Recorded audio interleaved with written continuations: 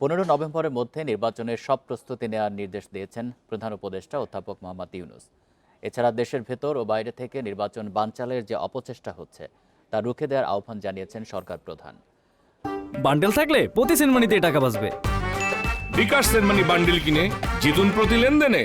নির্বাচন প্রস্তুতি সংক্রান্ত বৈঠক নিয়ে বুধবার ফরেন সার্ভিস একাডেমিতে এক সংবাদ সম্মেলনে বিস্তারিত জানান প্রেস সচিব শফিকুল আলম। তিনি জানান, সামাজিক যোগাযোগ মাধ্যমে নির্বাচন নিয়ে অপপ্রচার রুখে দেওয়ার আহ্বান জানিয়েছেন প্রধান উপদেষ্টা অধ্যাপক মোহাম্মদ ইউনূস। শফিকুল আলম বলেন, পতিত স্বৈরাচার ও তার দোসররা চায় না এদেশে একটি অবাধ সুষ্ঠু নির্বাচন হোক। তারা চায় পরিস্থিতি অস্থিতিশীল হয়ে উঠুক। এবারে নির্বাচন হবে ইতিহাসের সবচেয়ে ভালো নির্বাচন বলে বিশ্বাস করেন প্রধান উপদেষ্টা।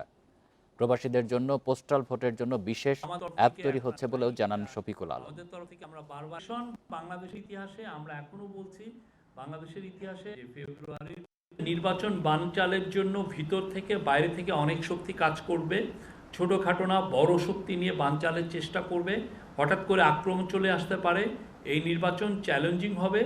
যত ঝড় ঝঞ্ঝাই থাকুক আসুক না কেন, আমাদের সেটা অতিক্রম করতে হবেই। বাংলাদেশের ইতিহাসে one of the best election হবে।